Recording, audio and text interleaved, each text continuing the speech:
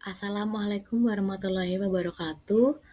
Perkenalkan, nama saya Febri Nur Rahmawati, nomor induk mahasiswa 240301020479 dari jurusan S1 Akuntansi, kelas AK504. Mohon izin Pak, di sini saya akan menyampaikan jawaban dari ujian akhir semester mata kuliah analisis sekuritas dan portofolio, yaitu rangkuman dari jurnal yang berjudul Pengaruh Sentimen Pasar Terhadap Pergerakan Harga Saham pada Perusahaan Industri Manufaktur pada Bursa Efek Indonesia. Yang pertama, objek penelitian pada jurnal tersebut yaitu perusahaan industri manufaktur yang terdaftar di Bursa Efek Indonesia.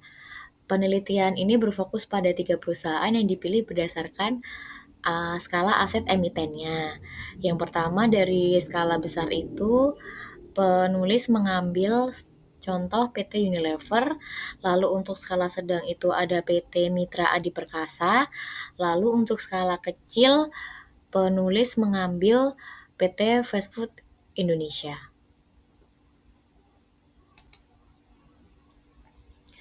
Lalu masalah penelitian dari jurnal tersebut yaitu bagaimana sentimen pasar, khususnya isu boikot produk pro-Israel, mempengaruhi pergerakan harga saham dan volume saham pada perusahaan manufaktur di Bursa Efek Indonesia. Tujuan dari penelitian antara lain yang pertama untuk mengetahui dampak isu boikot produk pro-Israel terhadap pergerakan harga saham dan volume saham pada perusahaan manufaktur di Bursa Efek Indonesia. Lalu yang kedua, menganalisis fluktuasi harga saham dan volume saham selama periode boikot. Lalu yang ketiga, mengetahui reaksi pasar terhadap isu boikot dan bagaimana sentimen investor mempengaruhi keputusan investasi. Metode penelitian yang digunakan yaitu metode deskriptif dengan pendekatan kuantitatif.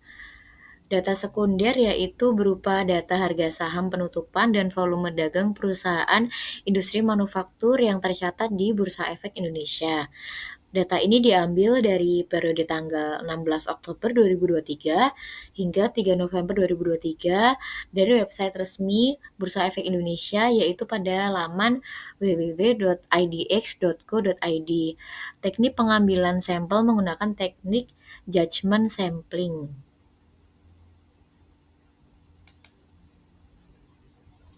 Lalu untuk hasil penelitiannya, yaitu yang pertama untuk PT Unilever, dari harga sahamnya bisa dilihat dari grafik yang ada pada slide, harga sahamnya turun dari 4.080 di 25 Oktober menjadi 3.550 di 3 November 2023. Kemudian untuk volume perdagangan sahamnya juga turun. Di 24 Oktober itu ada 29.824.500 lembar saham, kemudian di 3 November 2023 menjadi 17.879.200 lembar saham.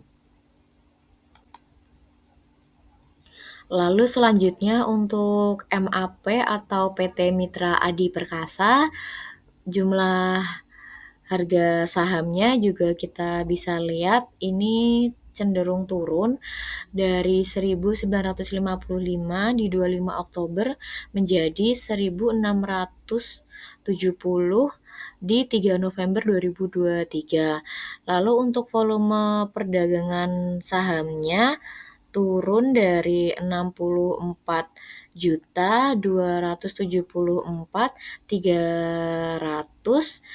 lembar di 31 Oktober menjadi 31.480.800 lembar saham pada 3 November 2023. Yang terakhir untuk PT Fast Food Indonesia atau yang sering kita kenal dengan produknya yaitu KFC, harga sahamnya juga turun dari 16 Oktober itu di Rp815 menjadi Rp775 di 3 November. Lalu untuk volume perdagangan sahamnya juga turun drastis, bisa dilihat dari tabel ini penurunan yang signifikan ini terjadi di 27 Oktober sebesar 53.800 menjadi 4.000 di 30 Oktober, menjadi 4.000 lembar saham. Nah, berdasarkan dari data-data tadi dapat ditarik kesimpulan bahwa terdapat hubungan antara isu boikot produk Israel dengan pergerakan harga saham dan volume saham di ketiga perusahaan manufaktur di Indonesia yang terlihat dampaknya karena sejak 7 Oktober 2023 ini terdapat eskalasi serangan Israel ke Palestina yang mendorong tindakan solidaritas global sehingga ada suatu isu untuk bersama-sama memboikot produk Israel. Nah, sentimen pasar khususnya isu boikot ini memiliki dampak yang cukup signifikan terhadap pergerakan harga saham dan volume perdagangan saham pada perusahaan manufaktur di Bursa Efek Indonesia.